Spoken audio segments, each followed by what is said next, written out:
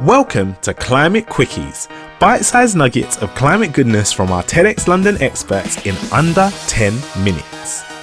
In this week's Climate Curious, we're exploring the deep and forgotten power of Britain's folklore and mythology. We're asking the question, can getting in touch with ancient stories from our past help us reconnect with the natural world around us? In search of the lost goddesses of the British Isles, we hear from narrative strategist and author Kim Willis. She reveals how these long-forgotten female forces of nature inspire a much-needed respect for the land and specifically our rivers. On re-energising our relationship with the natural world through the stories of the lost goddesses of Britain, here's Kim Willis. Stay curious. Hello, my name is Kim Willis and I'm a narrative strategist and storyteller. I've recently written a book called No Fair Maidens, which is a quest in search of the lost goddesses of Britain. And I'm here to share with you how the oldest myths and folktales of these islands can transform our sense of connection with the natural world and give us a vision of Britain that is more abundant, more sustainable, more circular, and solve some of the challenges that we're currently facing in our current crisis. One of the things I've been fascinated in my career is the role that stories play in influencing our sense of reality and our sense of what's possible in the world, and the ways in which we can either accept the stories we're raised on, or we can look for new stories or disrupt the kind of standard narratives of those stories that opens up a whole new world of possibilities. And I've done that a lot in my career in lots of different ways. I ran a women's storytelling community for a long time. I've written articles for places like The Guardian on disrupting kind of standard narratives that we have about particular places. And I'm fascinated with place and the stories we tell about people and place and the connection between them. For the last 4 years, I've been on a quest around the British Isles to unearth the threads of a mostly forgotten mythology, to see if there are stories in our folklore and our legends that more deeply connect us as humans to the natural world and the natural environment. And I have been from Somerset to Skye, from Northumberland to Aurora, particularly on the island's edges where it seems a lot of our more ancient folklore still lives and is really deeply seeded. And what I discovered on that journey was that, first of all, the British Isles are islands that are just absolutely stacked full of folklore and mythology. Our folklore and our myths play a few central roles in our life. First of all, they tell stories about the power of nature and our connection with nature. But secondly, that these are stories in which women in particular are particularly strong forces of nature. They are often the enchantresses, the sorceresses, the healers, the people who can prophesize the future. They are warrioresses, and they are often broker power, and they are very, very intimately related with water. One of my favourite stories that really kicked off some of the beginning of my quest was the story of the birth of the River Severn. So this is a really old folk tale. We know it was first, we think at least, it was first written down in around the late 1800s, but that writing really isn't the start point of the story. Stories usually start in an oral tradition, and so the fact that this story was so prolific that it got written down probably means it was being passed down through generations for a very, very long time. The story of the birth of the River Severn really tells this tale where a river goddess arrives on our islands in a raindrop, and she arrives on the top of this mountain in the Cambrian Mountains in mid-Wales. And she is really lost because at that time she is looking out at this landscape and it is completely barren. It's a desert. There are no trees, no flowers, no riverways. And she, as a raindrop, knows that she's supposed to be doing something. She's supposed to be going somewhere, but she can't see a route in the landscape. There are no watercourses for her to follow. She kind of is lost in this barren land on the top of this mountain. She meets with her sisters and together they're trying to work out a way. And at some point it's been raining so much that they're so full that they have no choice but to move. They have to choose a direction. Each of these three sisters chooses a different way. You have the Yswith that becomes the River Yswith. which really is that she's a very direct, to the point character. She just wants to get out to the ocean as fast as possible. And so she cuts this line through the landscape and comes out at the waters at Cardigan Bay. And then you have the River Wye, and she is like super dreamy and just really wants to follow beauty. And she sort of meanders through the hills and sort of gets a bit stuck in the area we now know, I guess, as Monmouthshire and the Wye Valley. And while she's there, she makes it so beautiful and she drenches the island in its kind of fertility. But the River Severn has this completely different instinct. She knows she wants to get to the sea, but she decides to go her own way. She really follows her own intuition. She goes north and east, which is wild for a river to do that, by the way. There's no sea that way. If you've seen the course of the River Severn, she cuts this huge reverse C shape through the landscape up towards Eryri, and then round through to the Shropshire Hills.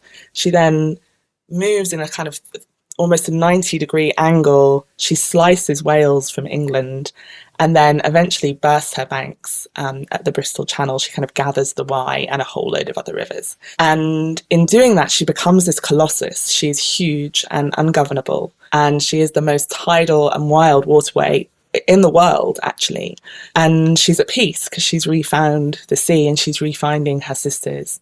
What I love about that story is that for a start, it kind of personifies a river. It really tells us something about the colossal power and potential of a river and how they start so small. Anyone who has seen the beginning of the river will know it's like a trickle often through a spring. And then they become these absolutely giant forces that completely shape the land with the force of their will. And I think when we start to tell stories about the river, and so many stories are told about rivers here in the British Isles, we can start to see them as something more than just kind of water passing us as we're walking along a bank on our way to work, perhaps, and actually start to see it as something that has a kind of almost living intelligence, that has power, that has a certain level of choice, and it changes the way we relate to rivers. When I found that story, I was really feeling lost and really disconnected from these islands we call Britain, and really saw them as a place that were very kind of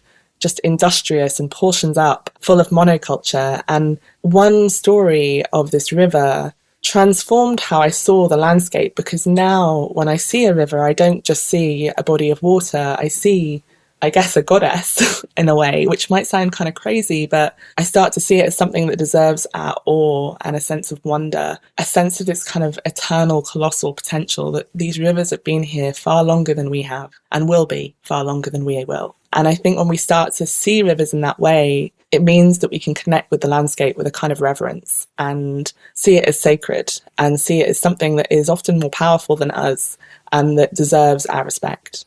I've come to believe that these old stories and mythologies and folklore are essential to our sense of belonging on these islands that we call Britain. When I found these stories, I was living in a top floor flat in London Fields in Hackney. And when I opened my window, which I could barely do, actually, it's kind of cracked it open, all I could see was rooftops and concrete and the sound of cars and a kind of urban environment absolutely kind of taking over the natural landscape.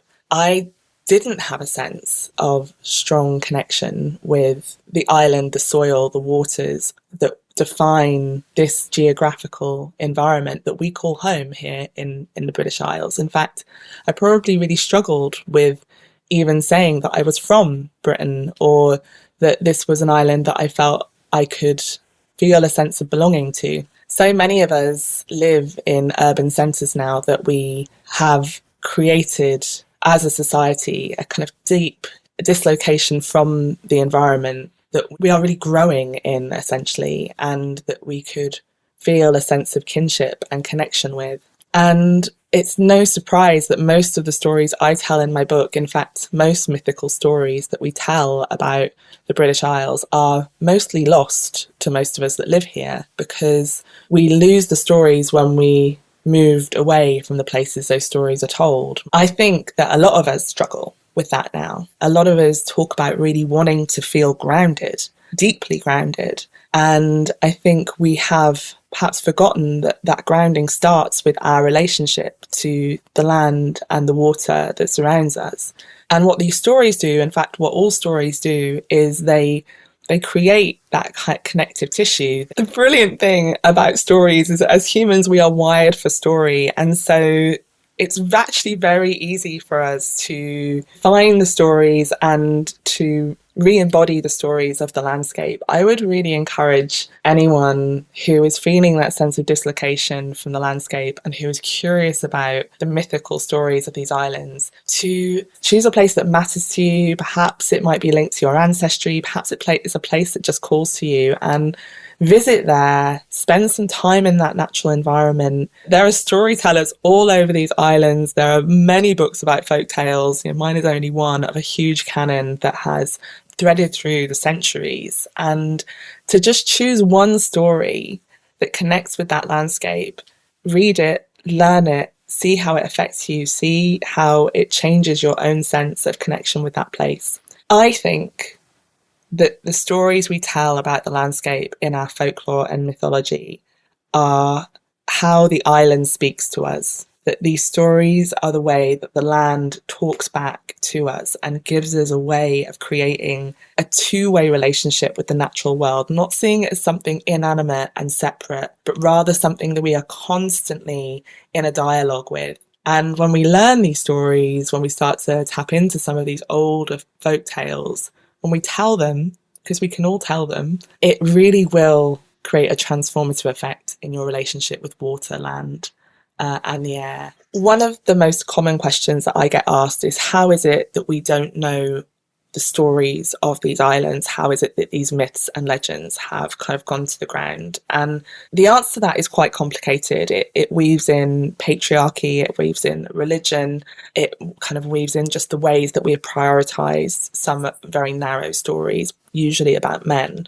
But one of the big factors is simply how focused we have become on the southeast of the island. Most of the richest myths and legends and folktales about these islands exist at our island's edges. They are in Cornwall, they are in North and South Wales, they are on the islands off the west coast of Scotland and up in the northern parts of Scotland. And part of the reason these stories have remained safe in those environments is because they haven't been, I guess, indoctrinated with this very sort of productive, slightly capitalist mindset that tends to root through the islands, through the southeast, through our focus on London. And that has been the case throughout the ages, and sometimes in a very violent way. The kind of internal power struggles and sometimes even colonisation of Britain has meant that a lot of these stories have kind of gone to the ground and have been lost in languages that we just don't even know anymore.